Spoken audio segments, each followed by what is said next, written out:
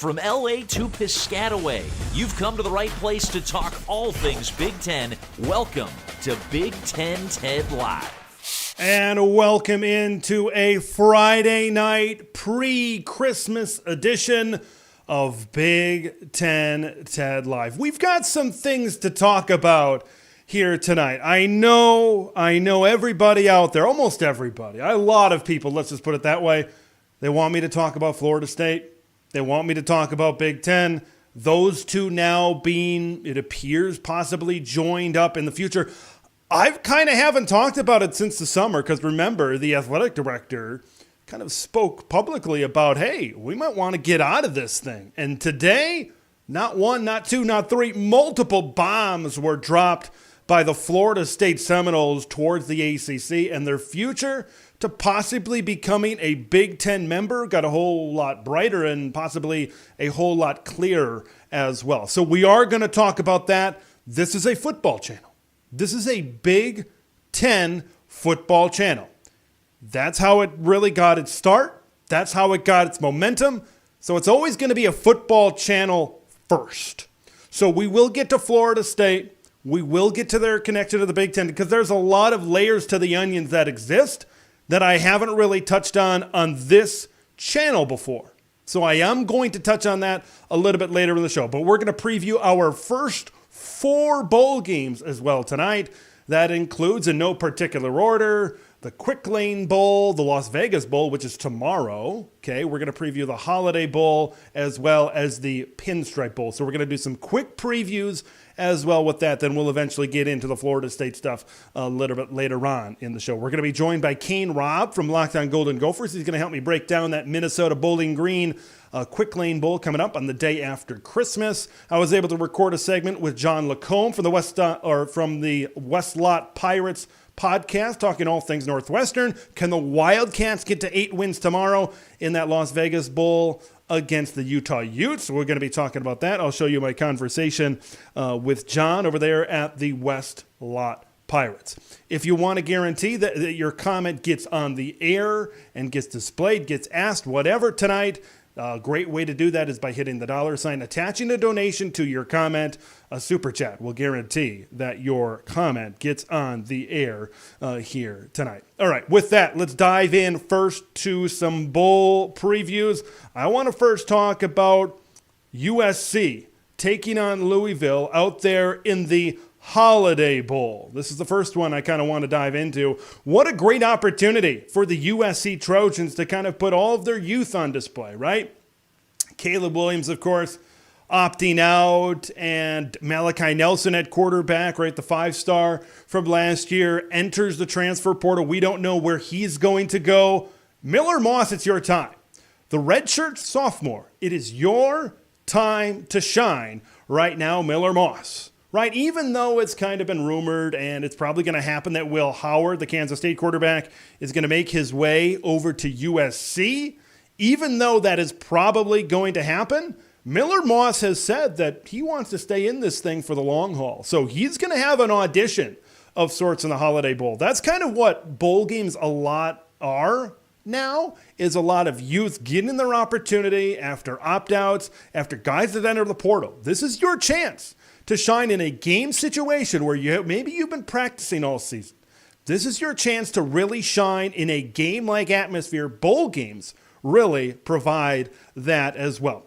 All right, it's not only Miller Moss. I want to get into something else first. Deuce Robinson. How about Zachariah Branch? He's been electric in the return game. Let's see more of him kind of step up as well. You got no Brendan Rice. You got no Michael Jackson as well in this game. So guys like Deuce Robinson, Zachariah Branch, Quentin Joyner as well at running back have a prime opportunity to really step in and step up to be big-time players in this game and possibly the future. I know there was a lot put in on recruiting this past week, right? And I talked about it on my show early in the week. Tim Prangley was on from the Trojan Conquest show where he's saying this class doesn't look great. And he wasn't the only one that said it. Others kind of chimed in and said that as well. But you look at that class 2 years ago, or at this time last year, I should say, that's where you saw the guys, the Deuce Robinsons, the Zachariah Branch, the Quentin Joyners, some of these really big, high-profile recruits came in, and you've seen some of these players get on the field and make an impact. Now that maybe some of those guys a little bit above them on the depth chart are not playing anymore and have moved on from USC, it is time right now for those guys to step in and step up and see what these guys have on the offensive side of the football. I think for USC to really have a chance in this game, because I'm kind of leaning a little bit towards the Louisville Cardinals, and I'll get to that here in just a minute. But USC has to be a team that can outscore you. Okay, they need to cut these guys loose. Miller Moss, I think, needs to have a really good game. You need to see some electricity on the outside. You need to see some big plays on the outside as well. If you don't get that, if Louisville can play and at least contain what USC wants to do, I think that could really be detrimental to what USC wants to do and possibly winning these bowl games as well. When I look at Louisville, this is a solid offense. Jeff Brom, remember him at Purdue, of course, now the head coach at his alma mater, the University of Louisville. So Jawar Jordan was their running back this season, 1,128 yards, 13 touchdowns. He was kind of a big focal point of their offense. Of course, you got former Purdue quarterback Jack Plummer at quarterback, who was solid this season, but that run game was really good for the Cardinals. He will not be playing. He's opting out to go to the NFL draft. So another former Big Ten name, former Badger running back Isaac Garenda, who was kind of behind Braylon Allen last season. 649 yards and 8 touchdowns this past year for Louisville. So he's going to expect it to be stepping up into this role, and I think he can do a pretty good job. I remember him at Wisconsin, and he's a solid backup option. Kind of went from a backup option at Wisconsin to Louisville. Now he's going to get his chance really to shine in this main role against a USC defense that we know isn't good, right? They're going through transition, right? Alex Grinch, of course, was fired kind of late in this season, and we know that's there. The defense for next year, I think you could make some improvements, but as far as this game at Petco Park in San Diego, it could be a little bit of a tough go against this Louisville offense that I think could move the football against the USC Trojans as well. The Cardinals are 37th against the pass. Not a ton of opt-outs and stuff on defense. You got to watch out for Devin Neal at safety, though. 67 tackles. He's third on the team. 4 interceptions and 6 pass breakups. So you know in the game plan up for this one, Miller Moss and Lincoln Raleigh, they're going to have an eye on him because you got to protect the football. He's a ball hawk back there in that secondary for the Louisville Cardinals. So when I look at this one, man, USC, you got to protect the football. You got to make plays on the outside. I think those are the things that have to happen. You got to outscore them because I don't really see USC's defense really bucking up and stopping the Cardinals in this game. I think Louisville is going to be able to really move the football down the field. I think that's going to work out for them. I'm kind of leaning towards the Cardinals. I'll probably have my pick here later on during the week as well. So that's how I kind of feel about USC and Louisville out there in the Holiday Bowl. Let's get to some comments. I got Rutgers in Miami. Then we'll hopefully be bringing in Kane Robb from Locked On Golden Gophers to talk about this Quick Lane Bowl. So I want to get to some comments here before, because I see some people chiming in as well. Andrew Anderson is coming to us from Grand Island, Nebraska, off of I-80 over there. So thanks, Andrew, for coming in here tonight. A lot of people talking about Florida State. We will get to that a little bit later on in the show. I know that's going to be a fun conversation. Our guy, LFG, is in the house as well. Always good on the light counter over there as well. Josh Bazin coming in, talking about Florida State, which we will get to. FSU and Miami would open up the state of Florida recruiting grounds for the Big Ten. Would Notre Dame, Georgia Tech, UNC, and Virginia tag along to the Big Ten? You might be thinking of too much numbers there, Josh. I will get to that later on as well. More from Josh. He thinks Louisville wins the game. I think I agree with you, Josh. Okay, I'd love to see USC kind of see their young players get into this game and make a difference. But it's just hard for me to imagine that as well. Louisville wins this game. However, USC needs to reconfigure their defense in advance of the transition to the Big Ten Conference. That's where DeAnton Lynn really comes into play. That's where former North Dakota State head coach Matt Entz comes into play. And they've brought in some transfers. Kamari Ramsey coming over from UCLA is a big one. They got a couple of guys from Oregon State as well, kind of coming off of that good defense with the Beavers. So I believe this is a defense that is going to improve in 2024. But improving a little, right, gets you to maybe 90th in the country. Improving a lot, that might be a different story. We'll definitely look at that when we kind of go down there. All right, let's get to our next bowl game as well. All right, let's go into the, what is this? This is the Pinstripe Bowl. It should be here. See if my graphic decided to work there, and I must have uploaded the wrong one. So we're just going to do the general. That's just how things are working today. Yeah, all right, let's go with the general. All right, it's Rutgers and Miami, all right, in the Pinstripe Bowl. So let's dive into this one a little bit. I think a lot of this game really favors the Rutgers Scarlet Knights, right? This is a game that is being played at Yankee Stadium in the Bronx. Okay, we all know last year, remember when Minnesota, what did they play, Syracuse? They played somebody in this game, and the field was just torn up. We saw Iowa and Northwestern on Wrigley Field earlier this season, and that field was torn up as well. It favors the traditional hard-nosed, run-the-football, play good defense style that is the Rutgers Scarlet Knights. That's where this game really leans, in my opinion. And you got Miami from South Beach going up to New York this time of year. Not sure if they'll be overly excited to play in that type of bowl game as well. Rutgers plays a ugly, physical style of football, and I think it really blends into there. And then I think you got to talk about the motivation as well. You got to talk about the want to for the Rutgers Scarlet Knights. This is a Rutgers team that has a lot coming back. Kyle Monangai has already announced he's coming back. Guys like Aaron Lewis, Tyreen Powell, Mohamed Toure, Flip Dixon. That's going to be a good defense next year in Piscataway. All these guys are not only playing in the bowl game, but they are also being played next season. They are also playing next season. So that's going to be a big part of this game. Now, Miami, coming into this game, the 10th ranked defense against the run, allowing just 97 yards on the ground. But there's a little bit of an asterisk next to that, and it's opt-outs.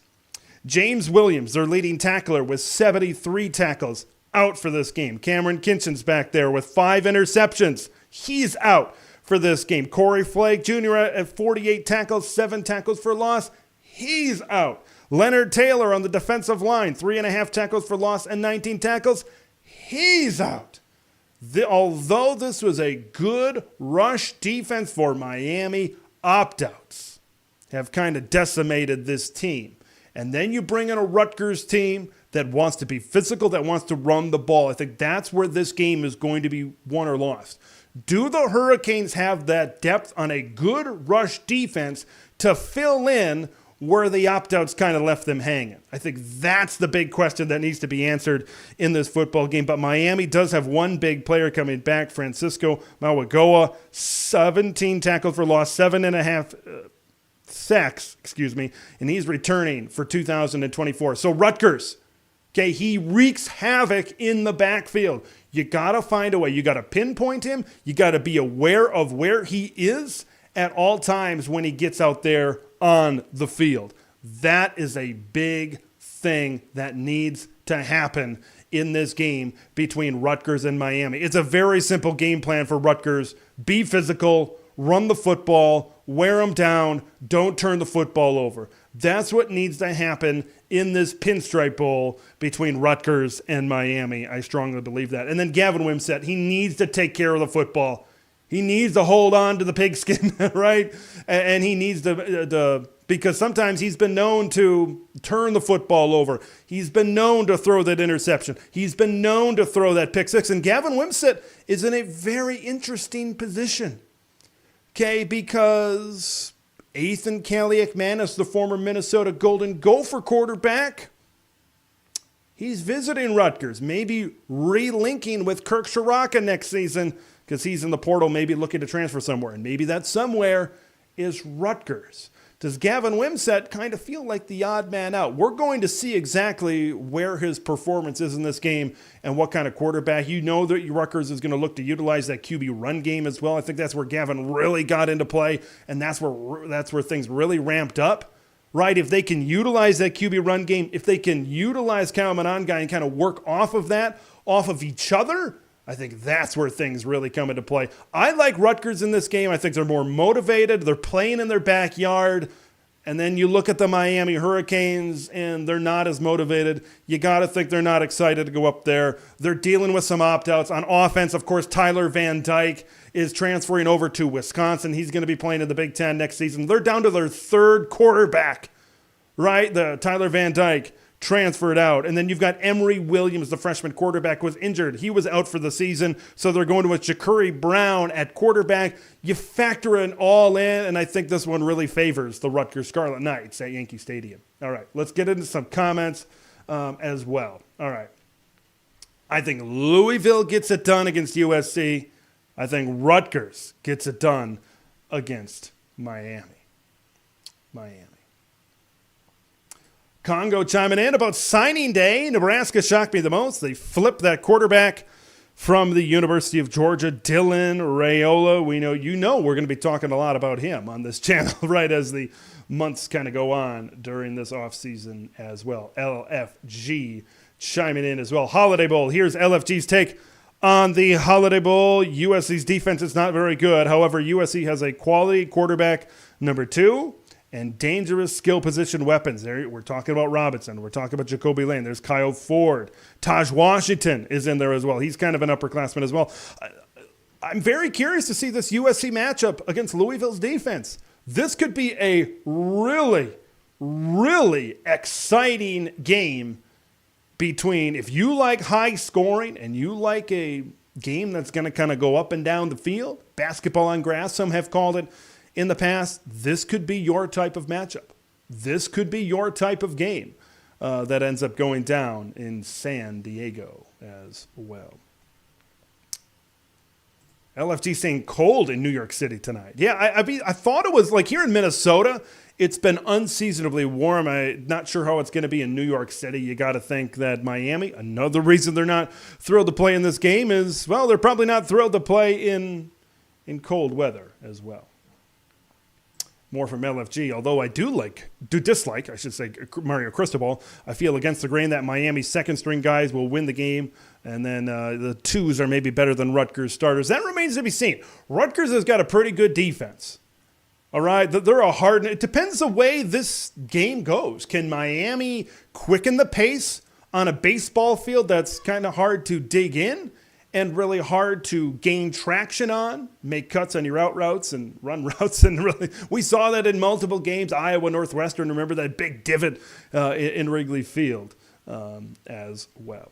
More from Congo with the new 4 powerhouses this year. The Big Ten would be a conference to look for in the coming years. Michigan, Ohio State, Washington, Oregon, Penn State, USC, Nebraska, and Iowa, with Wisconsin.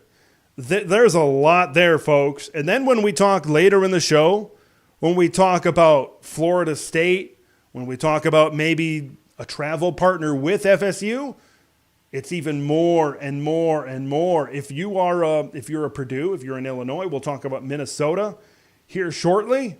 Whew. Man, it's tough.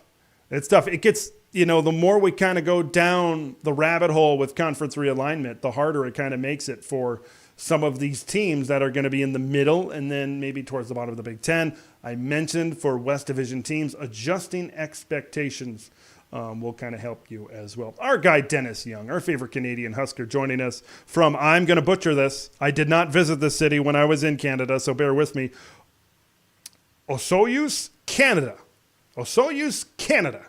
Up there, kind of an international viewer, so to speak, here from Dennis here tonight. Husker fan from the great white north joining us. We're going to preview Minnesota, and we're going to preview Bowling Green here in just a minute. Remember, we are going to be talking about Florida State later on and the possibility of them possibly coming to the Big Ten Conference. But in the meantime, we're going to preview the Las Vegas Bowl. I was able to sit down. I was able to have John Lacombe from the West Slot Pirates podcast on this show, and I was able to record a segment with him talking about the Las Vegas Bowl. What a season it's been, right, for the Northwestern Wildcats, and it was fun to be able to really chop it up with him, talk Northwestern, taking on Utah, and really talk about the season as whole for the Wildcats.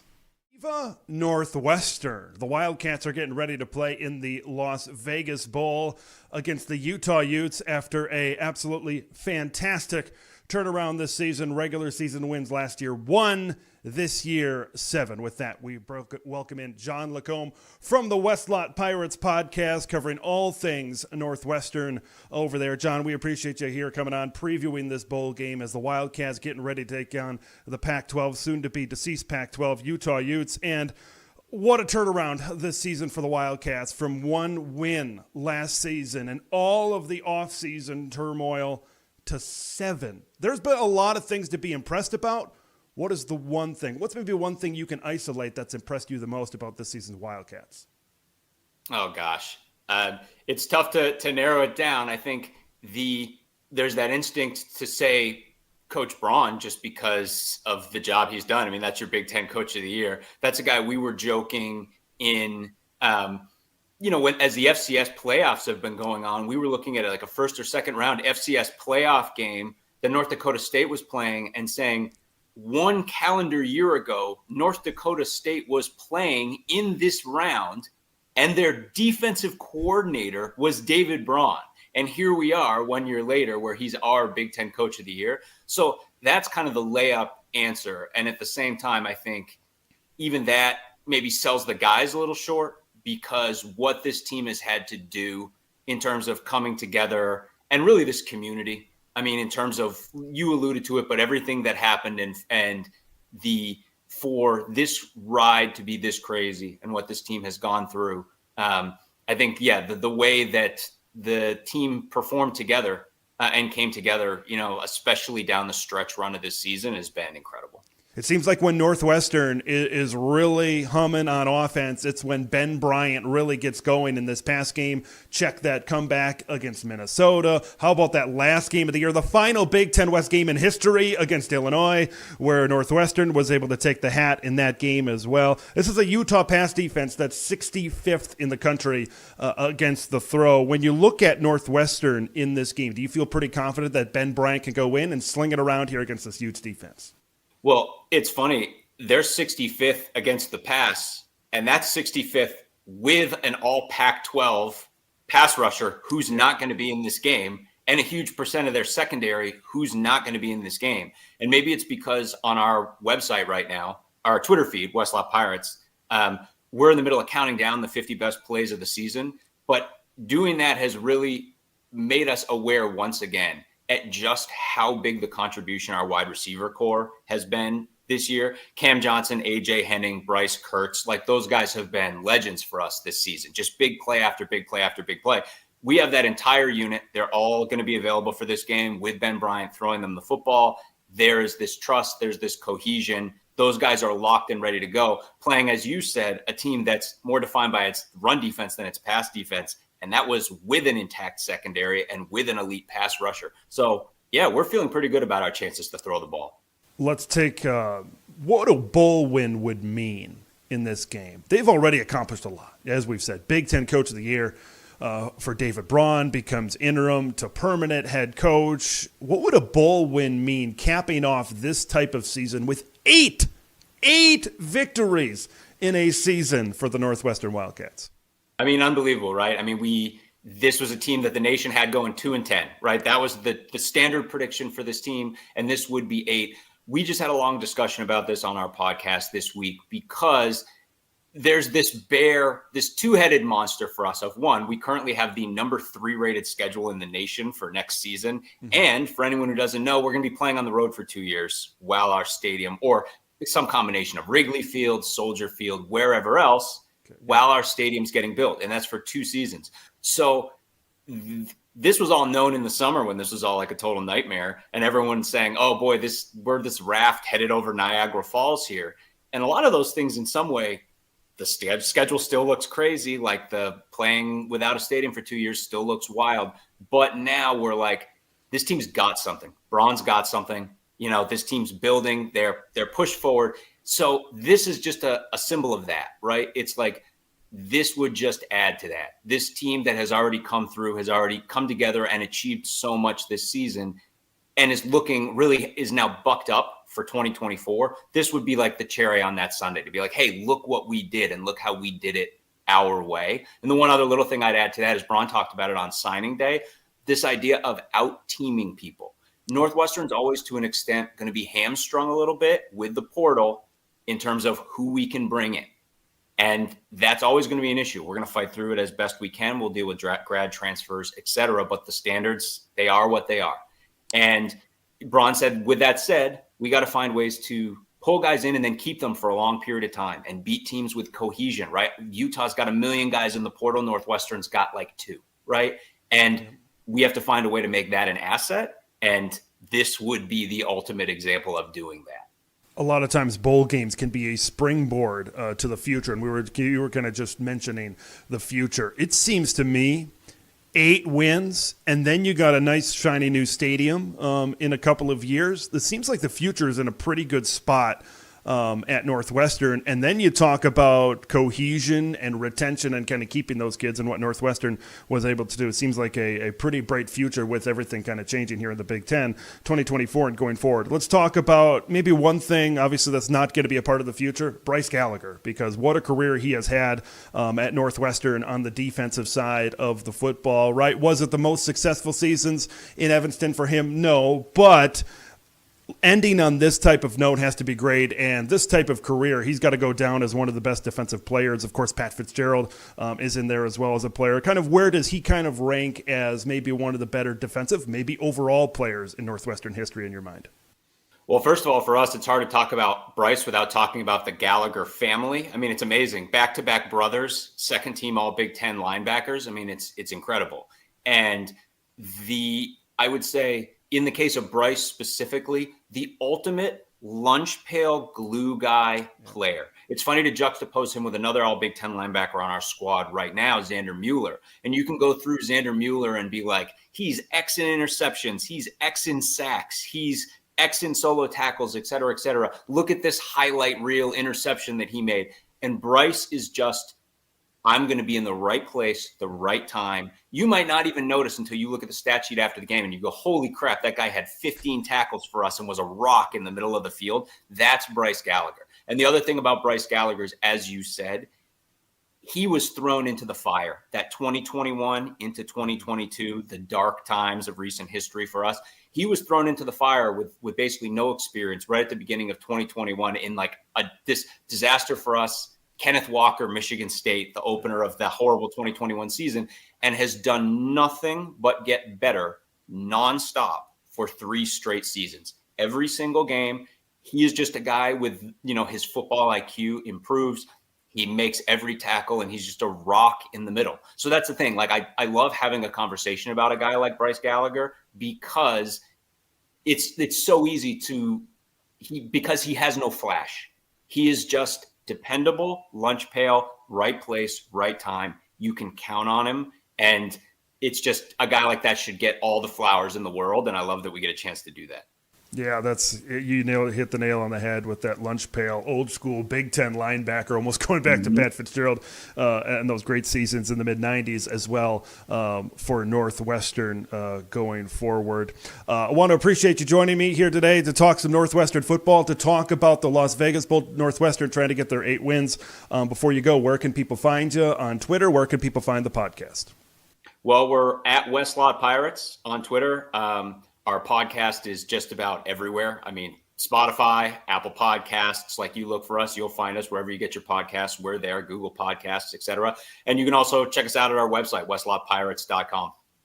All right, that was John Lacombe from the Westlot Pirates. Northwestern taking on Utah. I did pick the Wildcats. Sometimes you got to go out on a limb on these bowl picks. And that was one where I kind of felt good. Hey, Utah down some players on defense. Their pass defense was in the 60s in the country, so maybe Ben Bryant and Northwestern can possibly sling it around as well. With that, it's time to talk Quick Lane Bowl time now, and with that, we are pleased to be welcomed by Kane Robb from Locked On Golden Gophers, talking everything Quick Lane Bowl here, Kane. And, Gophers get in with the APR, right, as the 5-7 team into this bowl game here right now, and Ethan Kaliak-Manis entering the transfer portal, so they are going to ride with former Class 6A state champion himself from Eden Prairie High School, Cole Kramer, right now. So how do you think this Minnesota offense is going to adjust now with the new quarterback in this thing? Because it's a run-heavy offense. You got to think it's going to be even more run-heavy going forward. Absolutely. I would expect a lot of running in this matchup. I do believe Darius Taylor is going to be back for this one, so that's welcome news for Gophers fans. But Cole Kramer, I think he will be sufficible. I think as long as he doesn't try to work outside of his skill set and he just works within the timing, gets passes off quickly and things like that, he should be okay. I know in the spring game we saw little flashes of it. I believe he went like 11 for 20 for like 288 yards and 2 touchdowns in the spring game. So that makes it a little bit more calming for Gophers fans, knowing that we have seen some success, even though he hasn't actually done it in the live game settings as much. But I think that the Gophers will definitely lean into that run game, especially knowing that's more of the weaker part of that Bowling Green defense. Yeah, let's talk about Bowling Green here for just a minute. It seems like you said this Minnesota offense can run on them, but if you take a look at the Falcons, hey, here's a former Big Ten named Connor Bazelak, former Indiana and Missouri quarterback, over 1,700 yards, 11 touchdowns, and 7 interceptions. The last 2 games have been pretty good, 41 of 61, 503, 3 touchdowns. And no picks. This Minnesota defense, let's kind of talk about this matchup as well. How do you think the Gophers kind of match up going against this Bowling Green offense? I think it's definitely a big question now that Joe Rossi is no longer with the program. I think if Rossi was here, you might have a little bit more confidence knowing Bazelak has struggled when you change the picture on him after the ball is snapped. That's where he had his issues with Missouri and Indiana. But who knows if the Gophers have as much of that adjustments in game that we've seen with Rossi and really who leads the charge from the defensive perspective. I think overall the talent will be there. I mean, Cody Lindenberg should be healthy for this one. I believe Justin Wally is going to be going as well. I'm curious to see what happens at the safety position because I'm not sure if Tyler Nubin traveled with the team or not. And if he did, I wouldn't be surprised to see him more in that like John Michael Schmitz last year who went with the team, but he didn't actually suit up. He was there to support his brothers and whatnot. I would expect the same thing from a Tyler Nubin in this front. So do you see Coleman Bryson step into that role? He was the bowl game MVP last season. He's actually more naturally in that safety role that Tyler Nubin has played. So maybe he can have some more success because I know he had a little bit of struggles when they moved him across from Tyler Nubin this season when Darius Green went down to injury at times. So it'll be interesting to see what young names or youthful players step up. But I think the biggest thing is going to have to be, one, can that defensive line get some pressure like we saw earlier in the season for the Gophers? They tended to struggle a bit in the back half, but then also can this pass defense hold its own? There were glimpses of it at times, but otherwise this Gophers pass defense got picked apart a lot, and you don't want to get picked apart by Connor Bazelak. Yeah, exactly. So I'm very curious to see how this defense really matches up. But let's kind of go back to that run game. Of course, no Zach Taylor. He's into the portal as well. It sounds like Darius Taylor is going to come back as well, as you said, for this game. What does this running back room kind of look like after that? Is it kind of Sean Tyler and Jordan Nubin still after that, or maybe in the reverse order? Or where does this running back room stand as we approach the Quick Lane Bowl in Detroit?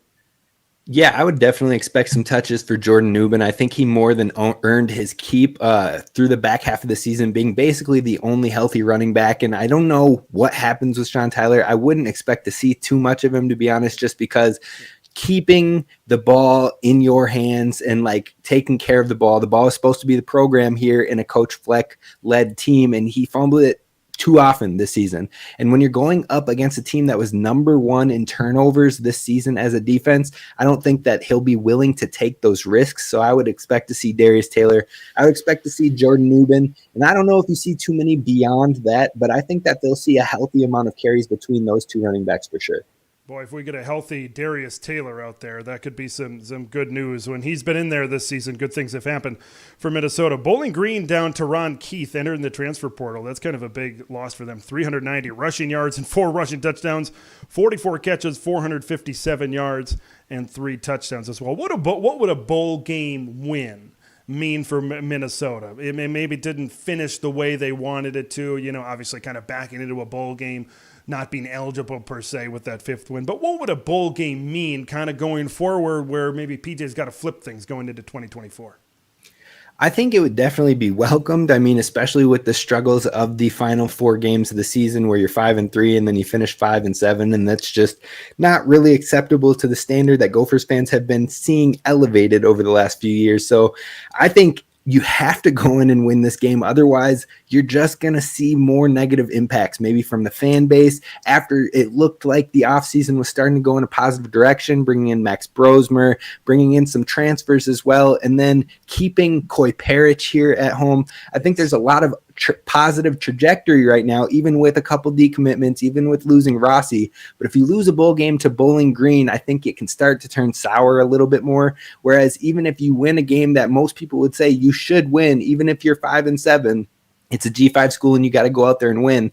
I think it at least gives you more positivity moving into the offseason. And hopefully you see some progress from some of the younger players of insights or flashes that could be carried over into that offseason to springboard that 2024 season. Last thing here, Kane, before we let you go. Where do you see this Gopher team now as they approach 2024? For everybody, not just Minnesota, the schedule gets more difficult with no divisions, and of course 4 teams coming in out on the West Coast. Most of them are pretty good and kind of bring a different style of play to the conference. Where do you think PJ sits? Where do you think this program overall sits as we go to a lot of new changes of the Big Ten next season? I think that's the major question that fans are kind of nervous about, just because you have the big schools coming in and joining the Big Ten. You just got off of a struggle year, and so you don't want to fall back into the cellar. You don't want to fall back into the bottom tier of the Big Ten that it's expanding, because that can not only be painful to watch, and you're maybe too used to that in years past, but now all of a sudden you're talking about if you fall to the bottom in a 18-team league, it might be really hard to claw your way out. So I think the biggest thing that people are really looking for is how do we progress? Like, if we're going to lean into the run game, how do we continue to have success there with Darius Taylor? And if he goes down or somebody goes down, can we adjust? Can Max Brosmer be more efficient in the pass game? Can we see things like we saw in 2019?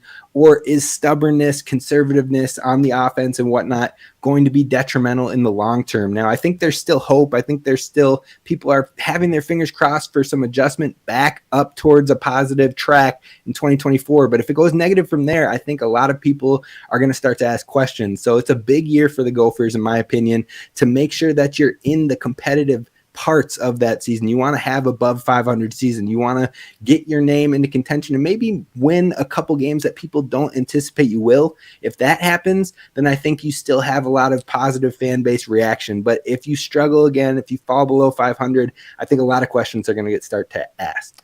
We'll get you out of here on this. Who do you expect to be the coordinator? I've heard 3 names possibly float around for defensive coordinator for the bowl game.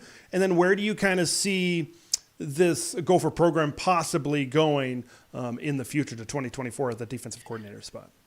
Yeah, I wouldn't be surprised if Danny Collins gets a shot at maybe calling some things in this bowl game. He was really tight with Joe Rossi. They'd both come up and have been with PJ for so long that I think if you have anybody in this defensive program that would know or adjust similarly, especially for a 1-game matchup, I think it would be Coach Collins. That being said, Nick Monroe was a co-defensive coordinator with Joe Rossi this year as well, so maybe there's some split duties, but I think that's the big question moving forward. I actually talked about it on Locked On Golden Gophers a little bit, is this defensive coordinator hire is going to be huge, because if you need to rely on anything, if the Gophers have found success over the past few years, yes, Mo Ibrahim has carried us a long way, but the defense is what has really kept us winning in the long scheme of things. So hopefully they take a big swing. Coach Flex said in the last presser that I was in that he's not really expecting to make a hire until around that first week of January, because he really wants to go all in and commit to who he is looking into, and he wants to go visit them and things like that. So he knew he couldn't take time away from this bowl prep and give his 100% to that job focus. So I think as soon as this is done, you're going to see some transfer news, maybe some transfer additions, and then you're going to see them go all out in this defensive coordinator search. All right, Kane, we appreciate you joining me. Locked On Golden Gophers over there, podcast, and on YouTube, covering all things Minnesota. Thanks, Kane. All right, that is Kane Robb from Locked On Golden Gophers over there, folks. This is I have a good feeling. I've got a pretty good feeling. This is what we came to see. Florida State. Let's get into that. But before we do, let's hit some comments because I know you're excited to talk about the Noles. So I'm excited to possibly talk about the future of the Big Ten that Florida State could possibly have in it as well. So let me get to some comments here. LFG, Northwestern has a puncher's chance thanks to Utah being something like 14 deep. Yeah, they've got a good amount of opt-outs. Utah does in this game. So I'm very curious to see if Northwestern can kind of pitch it around like they did maybe in that game against Illinois. Conundrum kind of chiming in on this. A good season for the Northwestern Wildcats as well. Josh Bazin, Minnesota should win in Detroit against the Bowling Green Falcons. I agree. I think they got to be physical. I think they got to run the football, kind of try to run downhill. Let's see if Darius Taylor can have that great game like he had earlier this season a couple of different times as well. So I think that's got to be the key as well. All right, folks, let's dive into it. Let's dive into Florida State because this was the news of the day, ladies and gentlemen. Florida State Seminoles. Could they be making their way to the Big Ten Conference very, very soon? Florida State, Big Ten. These are two names that I wouldn't have necessarily connected together, right? Even as recent as a couple of years ago. Heck, even as recent as a couple of months ago. I'm not sure if the Noles and the Big Ten would be like-minded, but as we sit in the right here and the right now, they may be joining forces together, maybe as soon as 2025. The Florida State Board of Trustees dropped they dropped multiple bombs on Friday, the ultimate Friday news dump, right, by this Board of Trustees that included none other than Drew Weatherford. Remember him, the former quarterback of the Florida State Seminoles? That was a welcome surprise on the meeting that I was able to watch on YouTube on Friday morning. But I'm not going to cover the 38-page document. I'm not a lawyer. I'm not big into sports business. You know what this channel is. It's a football channel first. Yes, I talk about realignment. Yes, I talk about the things involved in the Big Ten. But I'm going to be real. I'm not going to read a 38-page document. I got Christmas presents to wrap.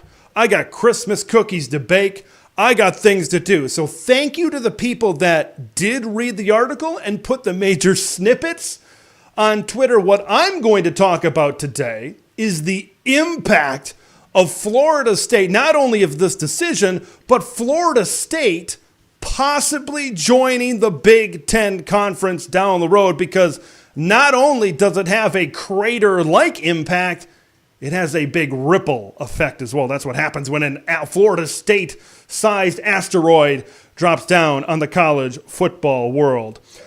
I want to cover a few bullet points really before I get to the impact. The ACC Grant of Rights. What's more difficult to get into? To read the ACC Grant of Rights in Charlotte, North Carolina, or to read any document in the Vatican archives? That is a question that I think a lot of people maybe are asking right now. Ironclad is a word that people had used to describe the ACC Grant of Rights. Maybe ironclad was the room that the ACC Grant of Rights was locked in. And maybe there's a reason why the Grant of Rights was locked so much, is because there is holes in that puppy. There is holes. And I think Florida State has a good chance. They're not going to get out of this thing scot-free at $0, but I also don't think they're going to be paying around $500 million. I think there's going to be a settlement somewhere in between. And how about the potential out clause in 2027 that ESPN has as well? That was a huge piece of information that could certainly affect things kind of coming on down the pike as well. So let's talk about the impact. When you talk about all of the brands that are left over in conference realignment, right now that the Pac has kind of gone the way that it has, Florida State, in terms of the ACC, the Seminoles are the brand out there. They are the number one option for the Big Ten Conference. They are a big-time draw across college football. And we know that the Big Ten Conference has wanted to get into the South. We know that they wanted to get into the SEC territory for more reasons than one. If the Big Ten is able to connect with the Florida State Seminoles, that is a big-time home run. Like, look what already the Big Ten has, adding Oregon, adding USC, adding Washington, right? Adding those big-time West Coast brands. And now you go into the Southeast, a team that just went 13-0, and Mike Norvell has them climbing back towards the top of the mountain in college football. That's going to attract some big-time eyeballs. Florida State versus Penn State. Can you imagine a whiteout on NBC between the Seminoles and the Nittany Lions? Maybe that's finally the rivalry that Penn State could kind of get together with as well. So the first big impact is Florida State being the brand left in the ACC and the brand possibly going to the Big Ten. That would be the first big impact. The second big impact is the collision with the SEC. Of course, Florida. That is the heart, right? In Tallahassee, near the Panhandle there. That is the heart of SEC country. We know how important the state of Florida is to recruiting. Having a presence, a Big Ten presence down in the state of Florida would be a direct shot towards the Southeastern Conference. Having now a footprint in SEC territory, a pipeline of sorts for recruiting, to get more into that Florida area, and having a school that's going to want to own that state in recruiting as well is ultra important. Because I think the reason why it's perceived, at least, that the SEC has this advantage is because all the good players are down in the South. Louisiana's got good players. Texas has got good players. Florida's got good players. I'm not going to disagree with that. The South is a tremendous recruiting ground. So for the Big Ten to be able to get in to that recruiting ground in the state of Florida would be gigantic. Maybe it wouldn't happen right away. Maybe it wouldn't happen 2 years from now, or 2 years from when Florida State enters the Big Ten. But 4 years down the line, 5 years down the line, where you're able to kind of get a couple of classes under your belt, and kids in Florida are kind of able to see the impact that Florida State has, going to Penn State, going to Michigan, going to Wisconsin, going to USC, going to Oregon, going to some of those places. It might happen down the line where you start to see the shift a little bit. Now, the ripple effect. That's where I really want to get into this thing as well. Because getting into the state of Florida, getting Florida State to get into the Big Ten, that's big. No question about it. But you got to think that the Noles are going to have a travel partner. And the more I really think about this, the more I believe in this round of realignment.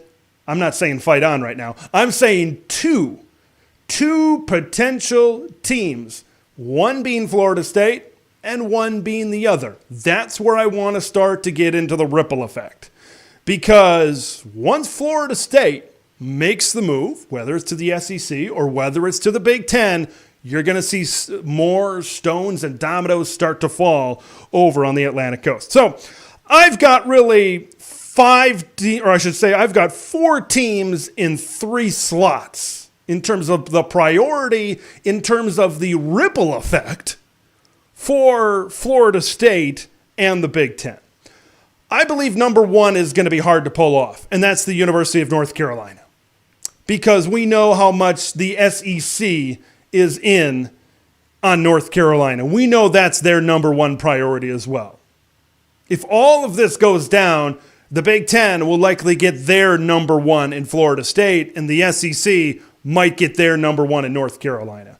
North Carolina has a lot of things that make sense for the Big Ten Conference, right? That is a good academic school, which we know the Big Ten really strives to go after those kinds of schools. Although AU is not a requirement, it's kind of something that's nice, maybe a little bit of a cherry on top of the sundae, so to speak. But I think North Carolina has turned down the Big Ten before. Let's not forget that as well. But I believe it's going to be tough to get priority number 1 kind of away from the Southeastern Conference. Let's go down to number 2. This is a 2A and a 2B. because I could see it possibly going either way. It's Clemson and Miami. If I'm a betting man and we say Florida State is the number one, the heavy favorite, the odds-on favorite to go to the Big Ten, if we're betting for number two, I'd say it's one of these two. I'd say it's either the Tigers or it's the Hurricanes.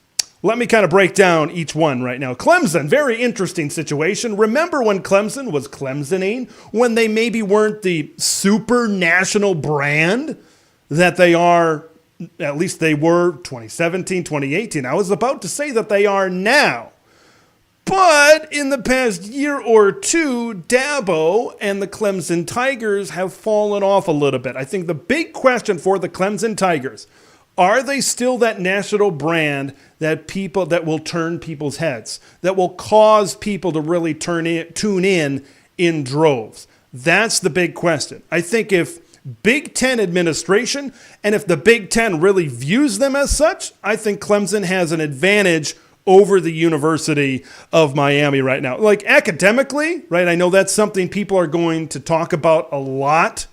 But academically, Clemson is still ahead of some schools in the Big Ten, according to some rankings, right? So they're not way down in terms of being the bottom of the barrel in terms of academic rankings in the Big Ten. So they still kind of are up to there. And when you look at a Clemson game, it's all orange. It's filled up to the brim. They have a fan base that shows up each and every single time. Imagine Clemson hosting Michigan, running down, touching Howard's Rock and everything. You can kind of start to imagine how that could possibly pull some people in. Even a team like Wisconsin maybe going into Clemson could be very intriguing as well. Let's go on to the University of Miami. Now, we did say AAU is not a requirement, but the Hurricanes just got AAU status. Now, Mario Cristobal, the boosters, and the collectives down there are trying to put a whole bunch of money into the Hurricanes to make them good again.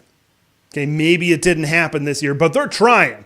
Right, you look at some of these late signing day pushes. How about Jeremiah Smith, right, where they were trying at the 11th hour to get him to come over from Ohio State. Miami's an interesting one because they're really selling out their stadium, right, that they share with the Miami Dolphins, if they're really, really good, right? So that's kind of the situation that the Hurricanes really find themselves in. I think when you look at fan support from that perspective, maybe Clemson has a little bit of an edge in that department, but I think Miami has the backing. They have a market, right, getting into the city of Miami, South Florida, right? We talk about Florida as a whole, but South Florida, that Miami area, South Beach, that's a really prime area when you look at a recruiting market across the country. So that would be big for the Hurricanes as well. But the more we kind of go down this thing, the more I feel pretty confidently that you could see Florida State and Clemson come to the Big Ten and Miami possibly go to the Big 12. Now, if neither of those two teams work, for any combination of reasons, right? The SEC may be getting involved in switching their priorities. Georgia Tech could be laying out there as well. That's where I think. I think they're kind of the third team. They're in the third slot of a 4-team situation right now. Look, they're in Atlanta. Atlanta's a dog town. They're a Georgia Bulldogs town. I don't think anybody's really doubting that. So you say you get the Atlanta market, which you do to some degree, right? But how many people in Atlanta are really gung-ho about the Georgia Tech Yellow Jackets? Maybe having Big Ten teams come into Atlanta for these Georgia Tech games. Now all of a sudden you have Michigan coming to town. All of a sudden you have USC coming to town. Maybe that changes the interest a little bit there at Georgia Tech, but I think they're at the bottom of this. I really think that's where they are here right now. But that's kind of the ripple effect that I believe you could see with Florida State possibly going to the Big Ten. This is big-time stuff, folks. I think the ACC, like the Big 12, is still going to find a way to exist, but I also think the Big 12 is going to eat at the ACC's table as well. I think the SEC is going to find a way to eat. If I'm a betting man right now, we know politics in the states of North Carolina and Virginia is going to be at play. Virginia and Virginia Tech are tied. It looks like North Carolina and North Carolina State are tied. If I'm a betting man, those 4 teams go to the SEC. Florida State and Clemson come over to the Big Ten. Miami, Louisville, and Pitt maybe go to the Big 12, and then the ACC builds from there. And then I didn't even talk about Notre Dame. That's a whole other can of worms. But let me say this. I think, remember how Notre Dame was adamant, we need to find a home for the Stanford Cardinal in bringing them into the ACC, which was a kind of one of the big reasons why Florida State was as upset as they are with the ACC. I think Notre Dame possibly bringing Stanford, right? Well, you talk about maybe this round, it isn't as focused on academics with Florida State and Clemson. Yeah, you'll make that up with Notre Dame and with Stanford. For some reason, my gut's telling me that those two might be connected together. Either way, the future is extremely bright for the Big Ten. All right, let's get into some comments here because this is the topic that everybody wants to talk about here tonight. And it is fairly interesting. I haven't, I could have, but I haven't talked about Florida State since the summer because there's football to talk about. Everybody's got their thing on their podcast. Everybody's got their thing on their channel. I talk about football. I talk about transfer portal.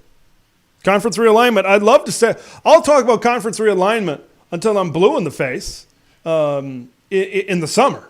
Absolutely. All right, let's get into some comments here. Big Ten TED Champions Club member Jared Jones is in the house. If you want to be a member of the Big Ten TED Champions Club, get early access to uploaded videos, hit that join button below or go to my channel page and click the join button. Also, extra perks and shout outs involved. So that's how you can be a member of the Big Ten TED Champions Club as well. Even according to Conundrum here, if my computer catches up, there we go. Even Santa hasn't even seen the ACC grant of rights. Yeah, that's Josh Bazin saying Florida State could go 1 year as an independent possibly. I don't think they would need to because I think if the Big Ten wants to get them, they'll get them, which really puts a wrench into this whole thing, right? I'm trying to put a backdrop together, and I might have to get a new one for 2025. Speaking of flags, Big Ten flag in Florida as well. Seattle to Florida, LA to New Jersey, Big Ten, big country. It's a nationwide conference. I think the revenue, and I'm very curious to see what Fox, CBS, and NBC are going to put up in this deal as well. I think that kind of plays into all of this and to see where this is potentially going to go because in theory, there needs to be more money brought to the table. Does Florida State come in as a full share member? I think that has something to do with it as well. Oregon is coming into this conference 35, 40 million, something like that. How much more? Because Florida State is talking about the discrepancy financially. And if they're coming in at a partial share, yeah, they will get that once we get to 2030. And that's still 6 to 7 more years sooner that they get to a full share as compared to the ACC. But there's still, there's a lot to really break down as it pertains to their other Big Ten TED Champions Club member, John Chenard. Big Ten Johnny chiming in. Georgia Tech would be a nice pickup from the South, at least for Big Ten recruiting. Like I said, you get to Atlanta, and yes, Atlanta is another, and Georgia, and that's another great place to be in terms of talent, in terms of a pipeline possibly down there. But I don't think the Yellow Jackets really pull a ton in that area. I honestly think Miami and Clemson have got to be on the list, as I presented in my list. The Canes and the Tigers need to be ahead of the Yellow Jackets.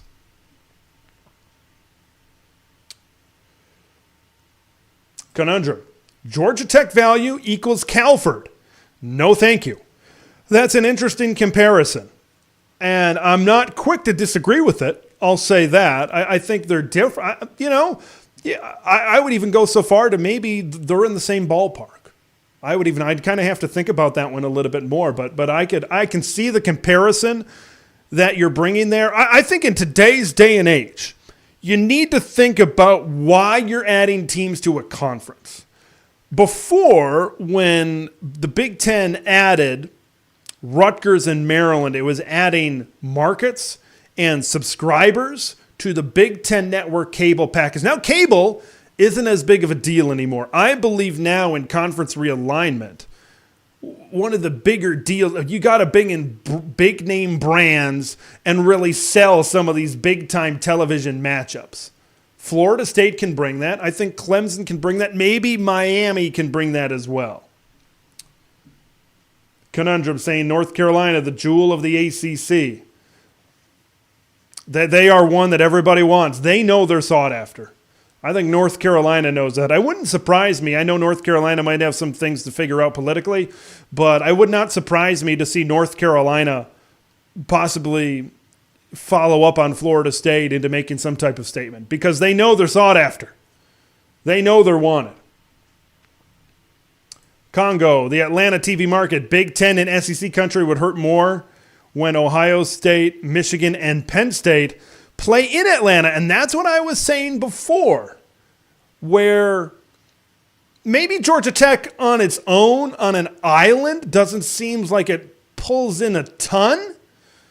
But now all of a sudden, let's say Georgia Tech has home games against Florida State, Wisconsin, Oregon, Illinois, Ohio State, from all across the country. Now, all of a sudden, maybe that changes things. Now you got these types of teams coming into Atlanta. Maybe, I'm not saying it does. I'm just saying maybe. More from our Champions Club member, John Chenard. Go after Vanderbilt. Nashville. That was brought up in a video last summer as well. Florida State and Clemson is the likely duo. I would agree with that. That seems to be the way that this thing is possibly trending right now. And if you take a look at it, boy, if Clemson can, even if they can be a top 10 to a top 15 brand in college football, and I think that's where they maybe will be. They might drop down a peg, but if they can be that top 10 to top 15 brand, and before, during that stretch of time where they were in national championships and playoffs, they were a top 5 brand in college football, maybe a top 2 brand in college football, them in Alabama. But they've dropped off since then. But if they can at the very least be a top 15 brand, that's still a big time ad if they can stay at that level and draw that kind of attention. Josh Bazin thinking outside the box. The Big Ten should also go after Missouri and Texas A&M. Missouri was kind of, when that was late 2000s was kind of in, they decided to go to the SEC. I think it's worked out for them pretty good. Texas A&M as well. Look, I did a video on this last summer of teams that could possibly leave the SEC for the Big Ten. I just don't see them doing it. They might make a little bit more money. We'll see. I just don't, expect the unexpected. I think it's all about raiding the ACC right now, though.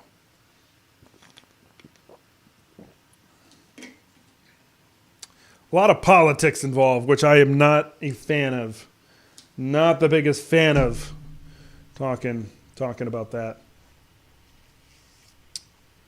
Conundrum. They would love. Imagine if the Big Ten. Imagine if Missouri and Texas A&M was that discussion. Imagine that. The Big Ten being in Texas, being in California, and being in Florida, being in the biggest recruiting grounds in America, and being in the biggest states for football in America. That'd be pretty big. I don't think it'll happen, but as they say, as the saying goes, 2 out of 3 ain't bad, and that's where we might see that. Gerald McKinley, I'd take Florida State, Miami, and Georgia Tech. I only think we're going to go to get 2. I think it's going to be 2 now and 2 later. Because I don't know if you need more than 2. Because remember, the more teams you add, the more you kind of divide the pot up. As the more we expand, this was Joel Klatt kind of brought this up on his podcast this summer.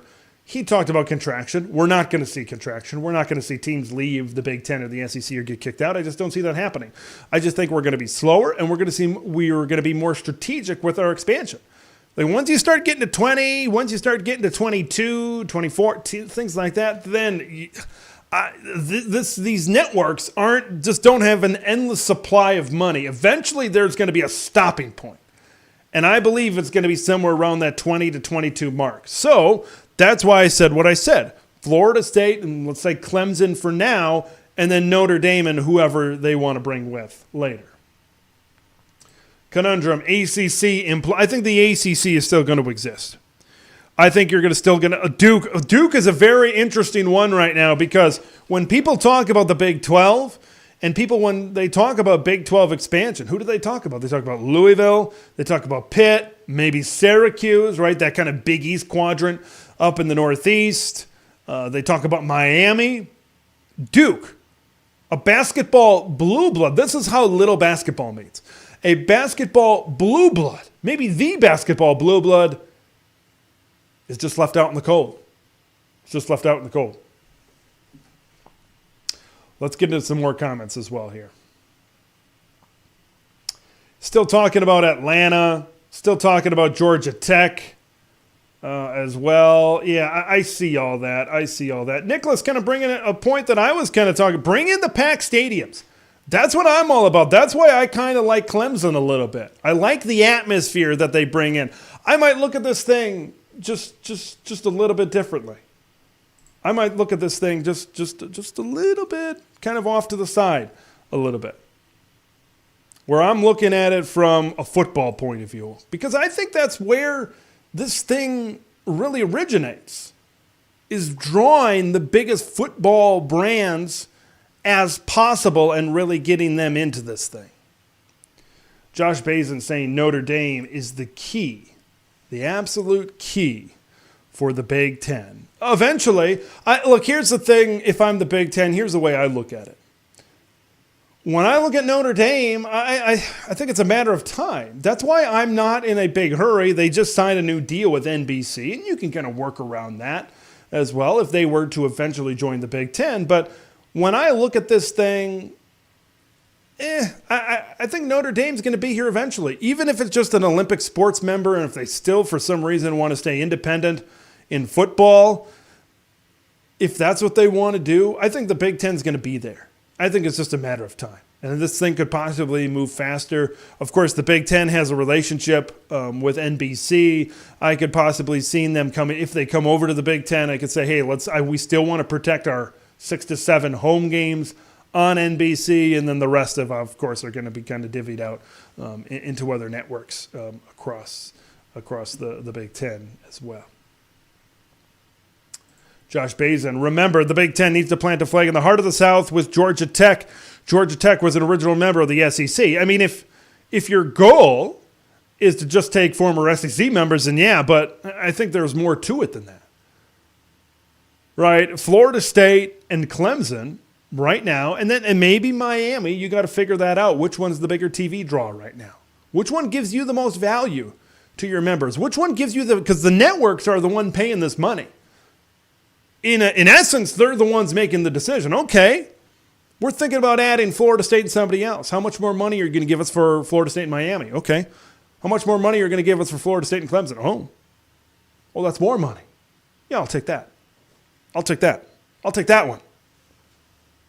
I think that's where you're looking at. Gerald McKinley sees this sitting at 24 teams when all is said and done as well.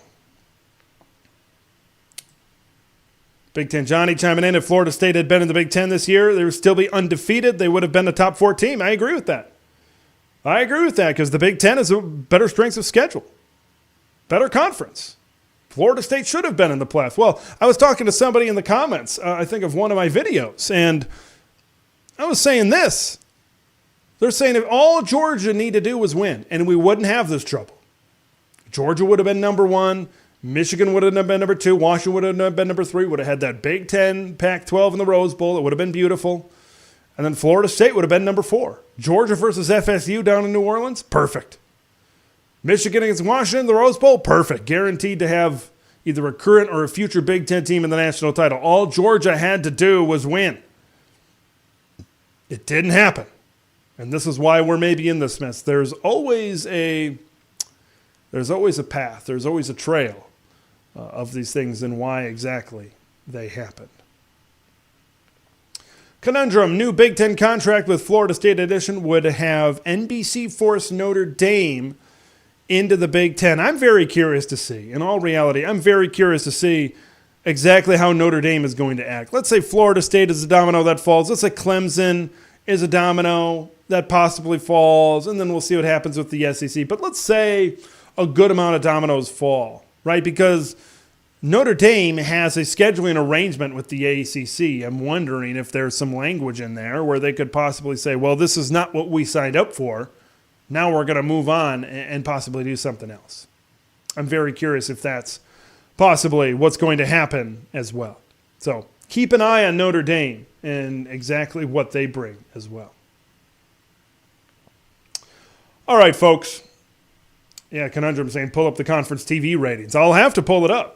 And see exactly what that shows. If I were to guess, I'd say Clemson is a bigger draw right now than the Miami Hurricanes based on recent success. Miami, for the most part, I know you had the turnover chain. What was that, 2016? Where Wisconsin beat them in the Orange Bowl? I forgot what exact year was that. But for the most part, in recent history, Clemson has been the more valuable brand. That's just the way I see it. Other people might see it a different way. I appreciate everybody for coming on here on the show. I wanted to come on. I want to talk about these bowl games because I need to do my due diligence.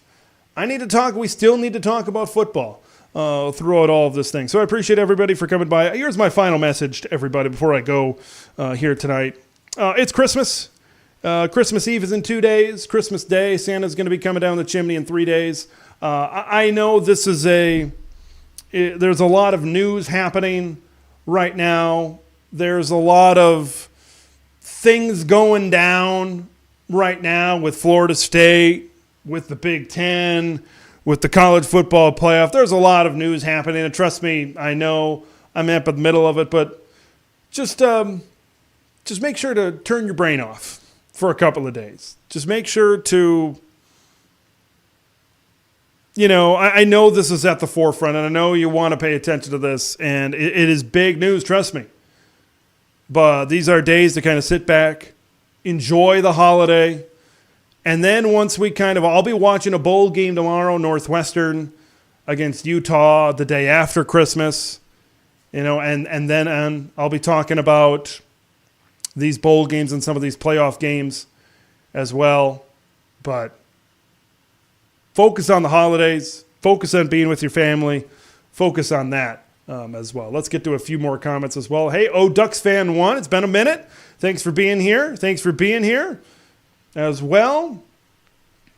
And then Josh chiming in saying you're correct in the Big Ten Conference needing to add full stadiums, however, with a full caveat. That's why I believe Clemson. I think Clemson, man, if they stay at that top 10 level, I think that this could really be a team and a program that could pull some stuff in and be attractive to the Big Ten in possibly adding that. But having Florida State, having Clemson in this conference, boy, doesn't that just it makes it difficult, right, for some of these other teams. Look at some of these teams in this West Division. Purdue's, Northwestern's, Minnesota's, Illinois, teams like that. But I think that's where we're going in college athletics. We're going to a Power 2, maybe a Power 2.5. This could be beneficial as well for the Big 12. If they can grab a Miami, right, and Miami keeps on putting money into their program, maybe that could be something as well. Well, I appreciate everybody for jumping on board. I got things to do. I got presents to wrap. I got cookies to bake. I got things to do. So I want to appreciate everybody. Please go out there, enjoy your holiday, even if it's just for a little bit. Even if it's just for a little bit, turn the football off. Be with your people. Be with your family. Enjoy the holiday. Enjoy the Christmas Eve. Enjoy Christmas. Because once Christmas is done, folks, it's about to heat up on this channel. Because we've got college football playoffs previews coming up. It's going to be big time next week. So thanks, everybody, for tuning in to the show tonight. I'm Big Ten Ted. We will see you in the next one.